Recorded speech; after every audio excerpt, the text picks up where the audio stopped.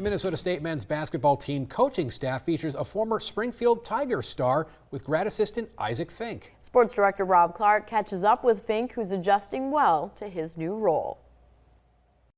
Isaac, we go all the way back to your Springfield days. Take me through, being a Tiger and then going on to play at Augustana and now landing in Minnesota State to kind of kick off your coaching career. Yeah, that's what I told you right when I saw you. This really came full circle. I've known you for years now, and it's just been a blessing that I was able to grow up an hour from here and then went to a different school to play baseball and basketball for a time, and then basketball to finish, and then coming back here at Minnesota State. It's just been an absolute blessing for me. And the coaching staff has been unbelievable. Obviously coming off of a championship year, high expectations, but they've welcomed me in with open arms, and they just have a ton of knowledge that they've given me since I've been here. And yeah, it's a full circle moment being in an interview with you again after a few years. So.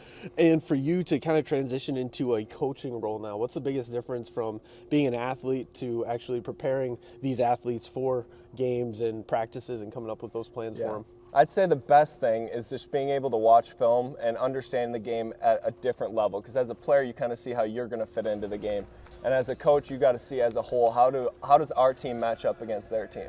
So being able to see that, seeing strengths and weaknesses of our team has been really awesome. And I think the hardest thing is the first year after playing, especially early on, you want to try and get back out there right away, and you feel like, oh, I could have been out there and I could have done that. But as you get time and time moves away, I feel like I've had a good grasp on the fact that my playing career, it was an awesome career, but now I'm ready for this stage. And I've stopped thinking so much of that as I did earlier in the fall, and now it's just straight coach mode. So it's been a great transition for me. To be able to play at Augustana and take everything that you were from those coaches and now come into a different building within the NSIC and see how things are ran, how beneficial is that for you? I mean, I say I'm the most blessed going into coaching as you can possibly be. I played under a national championship coach at Augustana, Coach Billiter. He won it in 2016, then obviously Coach Morgenthaler and the staff here won it last year. And to be able to learn from two national championship coaches, not many people can say they did that. And for me, it's just been a great journey, because they both have different styles of coaching, but the bottom line is they care about winning and they care about their guys. So I've been able to take bits and pieces from each that make them successful and really build that into one and have my philosophy too. So I can honestly say that I've had the perfect journey to get to where I'm at now in my coaching career. And back when we talked in high school, you said you always wanted to coach. So how cool is it to actually be doing that part of what you set out to do in high school? Yeah, I mean, it's a dream come true. As you know, you were talking to me when I was 16, and I would always tell you that I wanted to be a coach at that age. And you interviewed my dad a ton while he was coaching at Springfield, and it's just really come full circle that he's been able to watch me in a new role. And to be on the sidelines, yeah, it's different than playing, but the joy and love of the game just hasn't changed at all.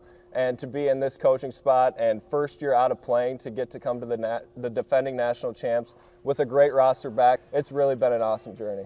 What's the biggest takeaway that you've been able to learn from your dad, Bob Fink, who was so successful at Springfield there for all those years? I think my dad's best quality, and it took me a couple of years outside of playing for him to really realize this, is he was instilling confidence in all of his players. And I thought instilling confidence was just something that happens naturally with coaches. But then I realized when you get to this side of the game, you really have to, the small one-on-one conversations, even if it's for 15 seconds with the player, goes a long way.